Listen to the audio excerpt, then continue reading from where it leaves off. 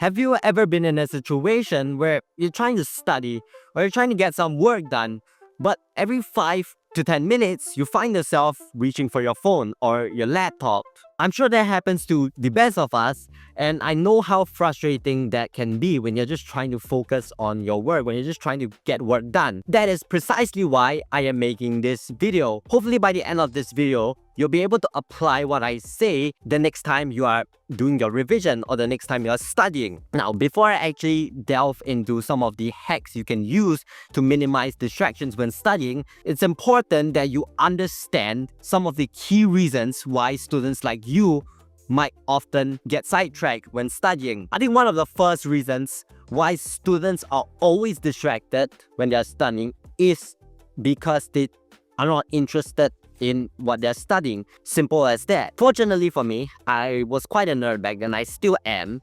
So back in secondary school, I quite enjoyed textbook learning. I quite enjoyed memorization. So it wasn't that much of a chore for me. Of course, I didn't enjoy, revising the content whenever exams were around the corner. But for the most part, I had the capacity, the mental capacity to memorize stuff pretty well. But I know that's not the case for all of you, and I know it's not possible for everyone to take interest in what they study, right? But I think if you at least just adopt an open mind and take learning as it is, it'll be much more fun, and you will see it less as a chore. When you see it less as a chore, you're less likely to get distracted.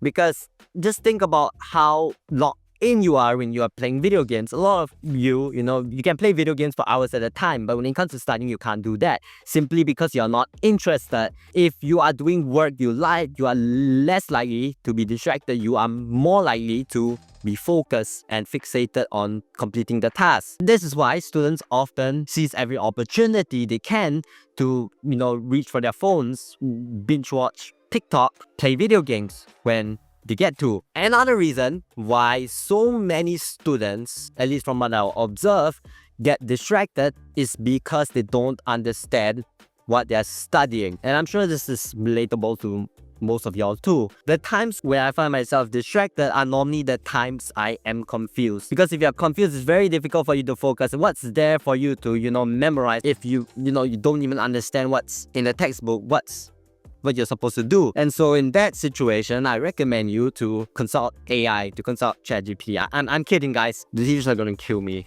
if they see this deal. But for real, try to consult your teacher whenever possible. That will at least help you understand what's being taught. And then when you study, you are less likely to be confused and you're more likely to, lock in. Because again, when you are confused, you are more likely to get sidetracked. You're more likely to work on another task. You're more likely to scroll on your phone. So consult a teacher whenever possible. This problem is quite easily solved. You can consult ChatGPT. I know it isn't always very realistic to go up to a teacher and ask them for help. You don't want to annoy them at times. Consult ChatGPT, but use it sparingly. Sounds like a teacher. Those are the two main reasons why students often get distracted when they're studying. There might be other reasons, but these are some of the two common factors to why students often get distracted based on what I've experienced myself. So now, let me share with you a few hacks on how you can minimize distractions when you're studying. These hacks are not foolproof. Some of them might work for you, some of them might not. So I recommend you test, some of these techniques out and see if they work for you. One of the first things you can do, a little bit cliche, find a conducive environment to study in. This differs from person to person. Different people study best in different environments. Some of y'all might prefer to study in public spaces simply because you might be sharing a room with your siblings, or simply because you might be living with your relatives and your home environment might not be exactly very conducive when it comes to doing productive work. I know a lot of people like to go to cafes because of the lively atmosphere, because of the smell of coffee. I think there's some psychological concept between, the smell of coffee and motivation or something. You can go look that up. Don't quote me on that, but people like going to cafes because of the atmosphere. Some people like going to libraries because they are motivated seeing other people their age study. I know that's the case for a lot of people. Whereas some students, on the other hand, prefer studying at home in the comfort of their own homes. And so it really depends on the individual. There isn't a one-size-fits-all approach. You really got to figure this out yourself. I can't really give you an answer. My rule of thumb is try to find a conducive environment, quiet environment ideally, because I think for the majority of us, we can't focus in noisy environments. I know some of you like to play music, but I don't think it's very advisable because I think it's still difficult to multitask, even if you're listening to instrumental music. That's why I don't exactly recommend listening to music if you are doing work which requires concentration. Now, another tip that kind of gels with the first one is to get rid of any distractions, get rid of anything which might distract you when you are studying. So for example, one thing I like to do is to put my phone out of reach. I know this is something which you've probably heard 1,001 times, but surprisingly it works. Because when my phone is near me, I oftentimes have this tendency to pick it up. I think it's just muscle memory, but when I place it out of reach, I still can stop myself in my own tracks when I try reaching for it, when I try, going to the other room. So I'd recommend you all to try that. Do that with your laptops if you don't need your laptop, to do your schoolwork. Another thing you can kind of do, speaking of iPhones, is to set your phone on Do Not Disturb. Why is annoying me? You can set your phone on Do Not Disturb. It's something I've been doing for the longest time. In fact, my phone's on Do Not Disturb 24/7. So whenever my friends try calling me, they get annoyed because they can't reach me. Yeah, I should probably turn off Do Not Disturb soon. Because honestly, Do Not Disturb only works if you are a disciplined person. Because even if you had Do Not Disturb turned on, you can still look at your notifications. It's just that notifications won't pop up directly above your screen when someone sends you a text. So if you're not disciplined, you don't have self-control, then Do Not Disturb is essentially useless because it really won't help. I think I should probably disable it because it isn't really helpful if you are still going to look at your notifications. My next piece of advice I have for you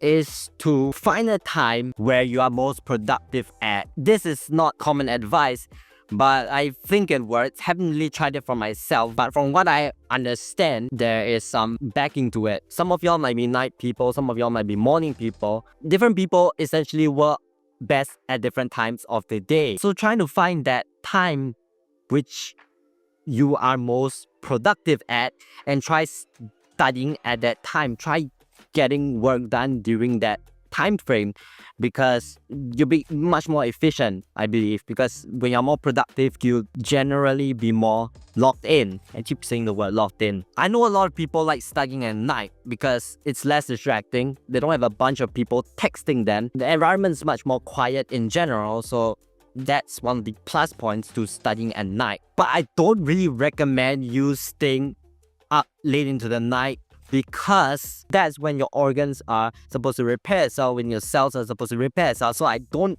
think it's very much advisable to do work late into the night when you should be sleeping. Another alternative is to study early in the morning because you get the same benefits of studying late into the night without sacrificing sleep. Well, you gotta wake up earlier, you gotta sacrifice a little bit of your sleep, but you're not sacrificing like the whole nights of rest. Try studying early in the morning. I heard it works for a lot of people. First thing they do when they get up is do productive work for like an hour or so because that's when things are the most peaceful other than late at night. You don't have a bunch of people spamming you, calling you and all that. So that's something you can try. But I understand again, this might not be so feasible or so practical for a lot of you guys who are in school. I understand that some of y'all start school at like 7:30, 7:50-ish.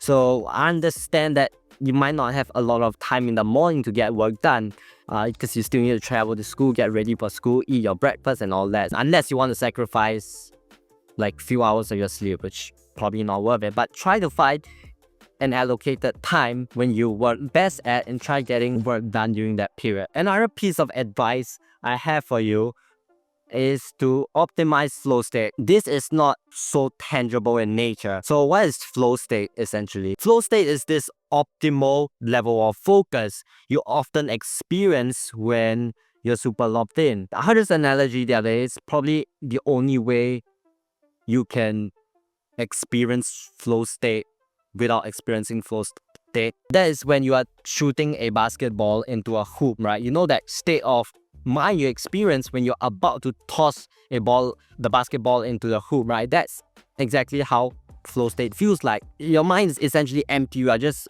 focused on the current task. You're just thinking about how you're going to complete the task.